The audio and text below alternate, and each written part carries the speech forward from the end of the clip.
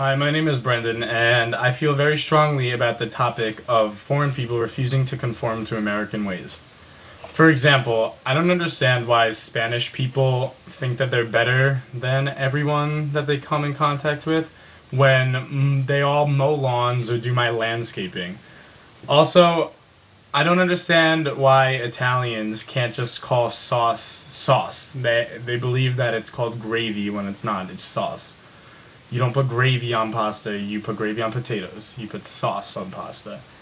Also, I don't get why African Americans can't just stick to sports and how they're so good at sports and when they apply to colleges, they get a bit of bias for them while it may be a little harder for the average Caucasian Catholic student to get into a college that the African American would.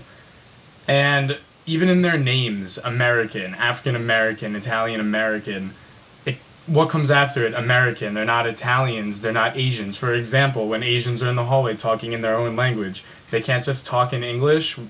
We don't converse in our school in Korean or Japanese. They should talk in English if they want to function in this country. So as I was saying, it's Asian American, it's Irish American, it's anything with American, so they should conform to the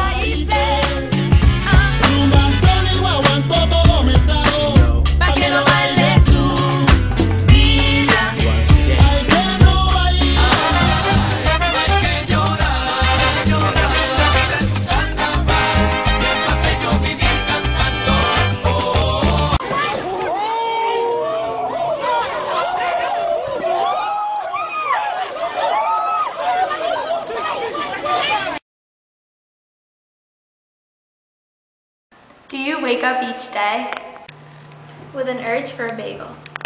With café con leche. Do you flip back and forth through the Miami Herald comparing every word to El Nuevo Herald? Do you circle around back alleys trying to decide between McDonald's and Pollo Tropical? Do you feel guilty buying Cuban bread at Publix? While getting a cheesecake at Sedano's? At Thanksgiving, do you creep into the kitchen to put mojito on the turkey? And then complain at Christmas because... This lechon instead of turkey? Do you find yourself two-stepping? To salsa beat and dancing guaracha. To every other jazz beat? Does your heart skip a beat for Sonia Braga? while longing wistfully for the days of Doris Day? If so, my friend, then you are the hyphenated man. Yes, Hyphen. The hyphenated man lurks beneath that confident exterior, and it's time you consider Hyphens Anonymous, where the confused straddlers find refuge and solace. They meet once a week, talk Spanglish to their heart's content, eat mariquitas with hot dogs, and Cuban coffee with Dunkin' Donuts, without explanation or alienations, not the 12-step program, but the 3-step dilemma. Join today and get off the seesaw, jump off the fence, slide down the hill, cross the bridge, get into the circle, turn from the mirror. Don't get off the wagon, get on the hyphen. Do not delay. Hyphens Anonymous can help you forget who you are, or better, who you wish you could be.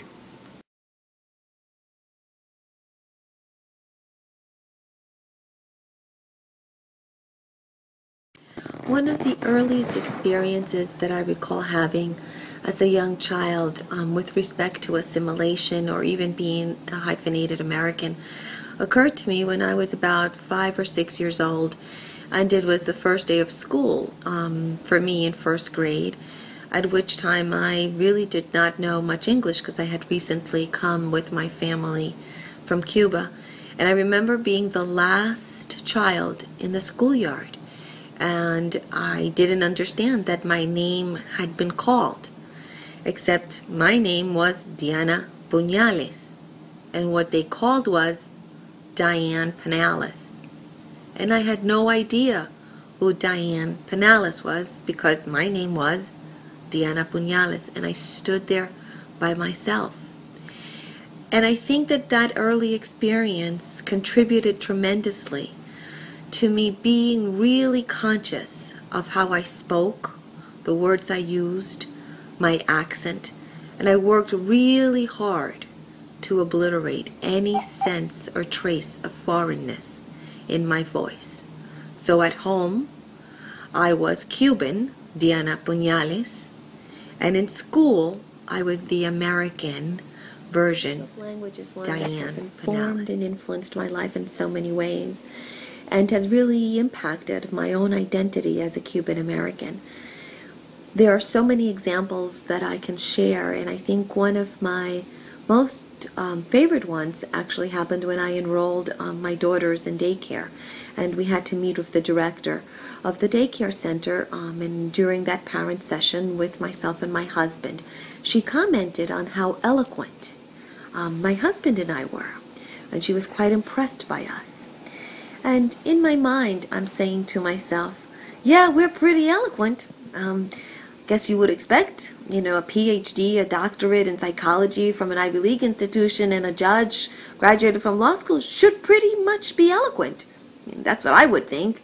But what I think impressed her about our eloquence was the fact that here we were, Latinos, Hispanics, who knew what kind of Latino she actually even thought we were, and the fact that we could speak English without a noticeable accent, and were able to communicate what we needed to her in a way that she understood. Another really significant example happened when I was at one of my younger daughter's soccer games not too long ago, no more than 2 years ago, and I was on the sideline, and my daughter, who's not because she's my daughter, but she's a pretty good player and quite aggressive. And I often talk to her from the sidelines, encouraging her, run or stay focused, do your best, play hard. And I often speak to her in Spanish. It's how she and I communicate, especially around issues like this. And I am standing there at some points, really yelling words of encouragement to her, when behind me, a group of white women, don't know what their own nationality or ethnicities were, start screaming out, "Speak English. You are in America." At first I was sort of puzzled, who are they talking to? And then it hit me, they're actually talking to me. And I turn around and I look at a group of frumpy, quite unattractive, really lower class, to say as decent a word as I can say for a video, group of women who then now start calling me names and insulting me because I actually had the nerve to speak to my daughter in a language that I happen to have fluency in, my native language, Spanish. I guess you might gather from the tone of my voice and my facial expressions right now what pursued afterwards. But suffice it to say, I had to remind them in not so gentle ways about the dearth of knowledge that they, and obviously their ancestors, had been exhibiting. It was a quite painful experience for me, although I can look back on it and laugh, that less than 2 years ago in this country, at a child's sports activity, that such blatant and prevalent examples of ignorance and racism exist, and all because I yelled words of encouragement to my daughter.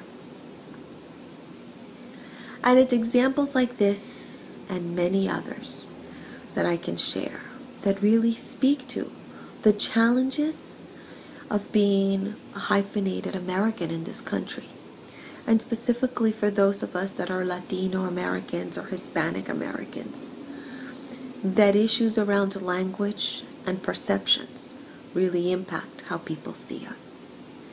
And so I ask myself, who are we really? I am Pakistani, Cuban, Irish American. I am Filipino, Haitian American. I am Dominican American. I am Cuban, Spanish American. I'm Italian, French, Dutch, German, Scottish American. I'm British, French, German American. I am Cuban, Spanish American. I am Cuban American.